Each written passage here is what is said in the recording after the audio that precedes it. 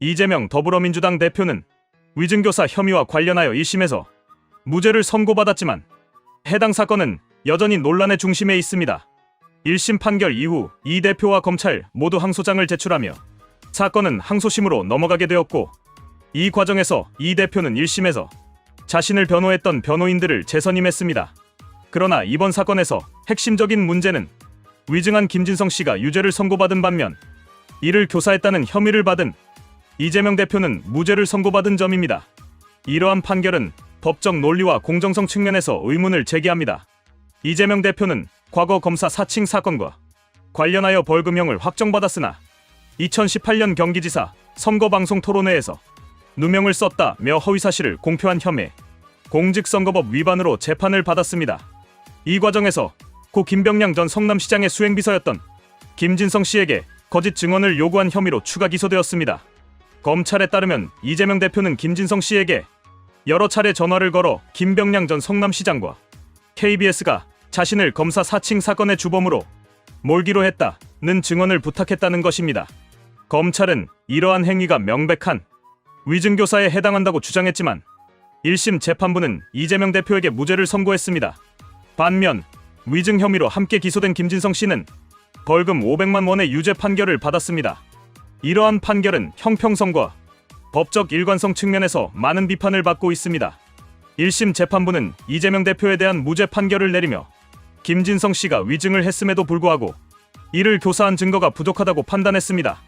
재판부는 이 대표의 발언이 단순히 요청의 성격이 아니라 김 씨와의 대화에서 오해의 소지가 있는 의견 표명에 불과하다는 결론을 내렸습니다. 그러나 이러한 논리는 두 가지 주요한 문제를 내포합니다. 첫째, 검찰은 이재명 대표가 김진성 씨에게 여러 차례 전화를 걸어 거짓 증언을 요구한 녹취록과 관련 증거를 제출했습니다. 이러한 증거가 있음에도 불구하고 재판부가 교사 의도를 인정하지 않은 점은 의문을 제기합니다. 김진성 씨의 위증은 명백히 사실로 입증되었으며 이는 독립적인 위증 행위라기보다는 누군가의 요청에 의해 발생한 것으로 보아야 합니다. 그렇다면 그 요청자가 누구였는지를 명확히 규명해야 할 필요가 있습니다. 둘째, 김진성 씨가 이재명 대표의 요청에 따라 위증을 했다면 이는 교사에 의해 이루어진 행위로 간주될 수 있습니다. 위증을 한 김진성 씨는 유죄를 선고받았는데 이를 교사했다는 의혹을 받은 이재명 대표가 무죄를 선고받은 것은 형평성에 어긋납니다. 법적 판단은 행위의 동기와 책임을 명확히 구분하고 일관성 있는 결론을 내려야 하지만 이번 사건에서는 이러한 기준이 적용되지 않은 것으로 보입니다.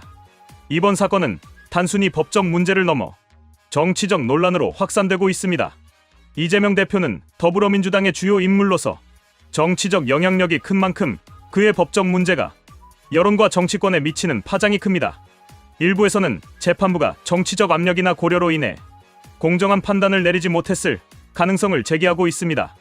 또한 이 사건은 이재명 대표가 과거 검사 사칭 사건과 관련하여 이미 벌금형을 받은 전력과도 연결되어 있습니다.